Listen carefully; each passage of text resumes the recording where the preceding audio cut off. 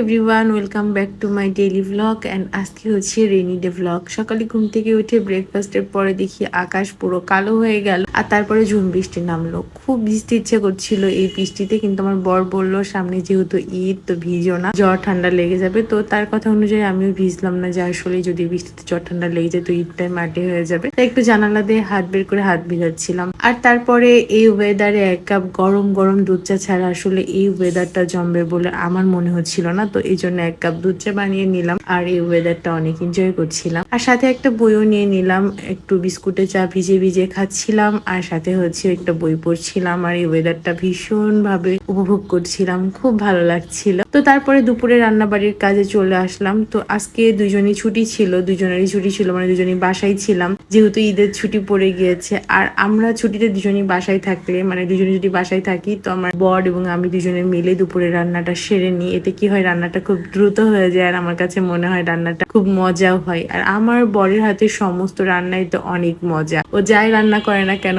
অনেক ভালো লাগে, অনেক মজা লাগে। আজকেও হচ্ছে মগজ ভুনা করছিল। আজকের মেনুতে ছিল মগজ ভুনা আর হচ্ছে লাউ ডাল। তো ও মগজ ভুনাটা করে নিচ্ছিল, আর আমিও ডালের জন্য প্রিপারেশন নিচ্ছিলাম। তো আমিও ডালটা ভিজিয়ে হচ্ছে এখন লাউ ডাল রান্না করব। লাউ ডালটা আমি বিয়ের পর থেকে খাওয়া শুরু করেছি। আমি আগে কখনো লাউ ডাল রান্না করিও নি, খাইও নি, মানে আমার মা বা আমার ফ্যামিলিতে কেউ লাউ ডাল খায়নি। পুঁই শাক দিয়ে ডাল খেয়েছে অনেকে, কিন্তু লাউ ডাল কখনোই খায়নি। তো আমি ওর কাছ থেকে এই লাউ ডাল রান্নাটা শিখেছি, এবং আমি এখন অনেক মজা করে লাউ ডাল রান্না করি। আর এই লাউ ডালের সাথে যদি একটু লেবু দিয়ে খাওয়া যায়, তো আমার কাছে মনে হয় লাউ ডালটা একদম জমে যায়। যদিও আজকে হচ্ছে লেবু ছিল না, এই জন্য লেবু ছাড়াই আমরা লাউ ডালটা খেয়েছি।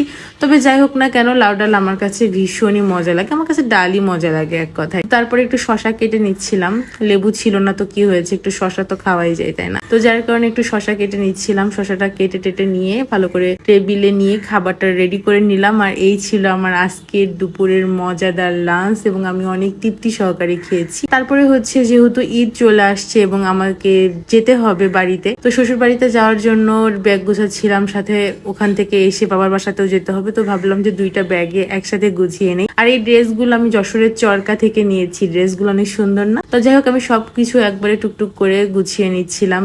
ব্যাগটা গোছানো শেষ হয়ে গেলে এবার হচ্ছে আমরা একটু নাটস খেয়ে নিব। আমি হচ্ছে সন্ধ্যাবেলা কি খাবো ভাবতেছিলাম, ঘরে সেরকম কিছু ছিল না, তো ভাবলাম যে একটু নাটস খেয়ে নি। তো এই নাটসটা আমার কাছে খুব ভালো লাগে। আমার বরের অফিস রুমে এসে আমি ওর সাথে করে বললাম যে তুমি একটু খাবে নাকি, তো আসলে খাইনি, আমিই খাচ্ছিলাম। খাওয়া দাওয়া শেষ করে আমরা সন্ধ্যার একটু পরে বের হয়ে গেলাম বসুন্ধরাতে। ওখানে যে আগে আমি সাবলাভার্স থেকে দুইটা শর্মা নিয়েছিলাম, দুইটা শর্মা নিয়েছিলাম, এবং দুটো শর্মা খাচ্ছিলাম। আর তারপরে কিছু কেনাকাটা করার ছিল, মানে একদমই টুকিটাকি, এই দেশে এরকম ভাবে কেউ কিছু নিব না, কিন্তু আমার বরের একটা পাঞ্জাবি না হলে আসলে হয় না। তো যার কারণে ওর জন্য একটা পাঞ্জাবি খুঁজতে গিয়েছিলাম। আর ওর সাথে শপিং করতে গেলে সত্যি বলতে আমার মাথা পুরা নষ্ট হয়ে যায়, মানে ও কি নিবে বুঝেই পারে না, মানে একদম পুরো মেয়েদের মতো খুঁটিনাটি খুঁজতে থাকে, কাপড় ভালো না, এটা ভালো না, সেটা ভালো না। তো যাই হোক, ও খুব একটা প্যারা আজকে দেয় নাই, একদম খুব সহজেই ও একটা পাঞ্জাবি চয়েস করে নেয়, সাদা কালার। যদিও সাদা কালারটা আমি ভাবছিলাম নিব না, যেহেতু বৃষ্টি হচ্ছে, কাদা টাদা হতে পারে, কিন্তু ও যেহেতু সাদা কালারটা আগে চুজ করে নিয়েছে, তো ওটাই একটা নিয়েছিলাম। তারপরে আরো টুকিটাকি কিছু নেওয়ার জন্য খুঁজতেছিলাম, কিন্তু সেরকম কিছু আর পছন্দও হলো না। আর এই দেশে এরকম ভালো কোনো কালেকশন আমি খুঁজে পাইনি। তো যাই হোক, সবকিছু খোঁজা টোজা শেষ করে এবং কেনাকাটা শেষ করে আমরা বাসায় চলে যাচ্ছিলাম রিক্সা করে। এই ছিল আমার সুন্দর ছোট্ট একটা দিন, এবং খুব মজা করেছি, এনজয় করেছি। আসলে আলহামদুলিল্লাহ, সব দিনই খুব ভালো যাক আমার এবং সবার, এই কামনাই করি। আল্লাহ হাফেজ।